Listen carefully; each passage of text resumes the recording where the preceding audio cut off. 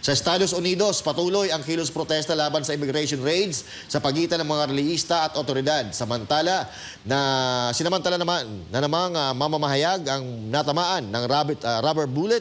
Narito ang balita ni Prince Tripoli. Tensyonado, kaliwat kanang aresto, sigawan, girian at sunog sa gitna ng kalsada. Ito ngayon ang itsura ng ilang mga lugar sa Los Angeles, California. At sa gitna ng kaguluhan, isang mamamahayag na naman ang nadamay. Tinamaan ng rubber bullet sa ulo ang isang photojournalist habang kumukuha ng footage sa nangyayaring kaguluhan sa Los Angeles sa gitna ng tensyon sa pagitan ng mga relihista at mga pulis. Kinilala ang photojournalist na si Toby Canham, 59 na taong gulang ng New York Post. Ayon sa ulat, nangyari ang insidente malapit sa 101 freeway. Nakatayo si Canham sa nasabing lugar, suot ang kanyang press pass nang bigla siyang tamaan ng rubber bullet na pinaputok ng isang pulis. Agad siyang bumagsak at isinugod sa ospital kinabukasan dahil sa whiplash at pananakit ng lieg. Mayroon din siyang malaking pasa sa noo. Ibinahagi ni Canham sa Instagram ang larawan ng sandaling pinaputukan umano siya. May caption na incoming. Matatandaan na kamakailan lang ay tinamaan din ng rubber bullet sa binti si Australian journalist Lauren Tomasi habang nag-uulat ng live sa downtown LA.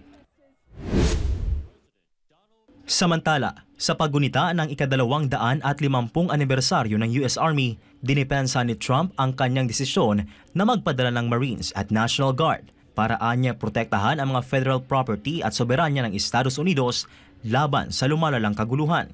Nangako rin si Trump na ililiberate o palalayain niya ang Los Angeles. But I'll say it loudly and clearly, they better do something before it's too late. Very simply, we will liberate Los Angeles and make it free, clean, and safe again. It's happening very quickly. Generations of Army heroes did not shed their blood on distant shores only to watch our country be destroyed by invasion and third world lawlessness here at home, like is happening in California. As Commander-in-Chief, I will not let that happen. It's never going to happen. Nagsimula ang mga kilos protesta noong Biyernes matapos damputin ng mga federal agent ang ilang individual bilang bahagi ng pinaigting ng kampanya ng Administrasyong Trump laban sa iligal na imigrasyon. Nagresulta ito sa mga sagupaan sa pulisya, panluloob, pananakit, pagsunog ng mga sasakyan at vandalismo. Dahil dito ipinakalat ni US President Donald Trump ang libo-libong National Guard troops at daan-daang Marines. Umabot na sa halos 5,000 tropa ang ipinadala ng White House sa Los Angeles.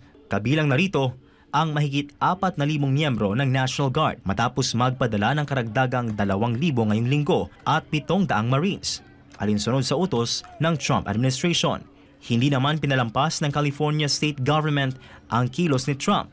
Isinampa na ang kaso laban sa deployment order at tinawag ito ni California Governor Gavin Newsom na abuso sa kapangyarihan at pampulitikang panggigipit. At ito ang balitang international ngayon. Ako si Prince Tripoli, SMNI News.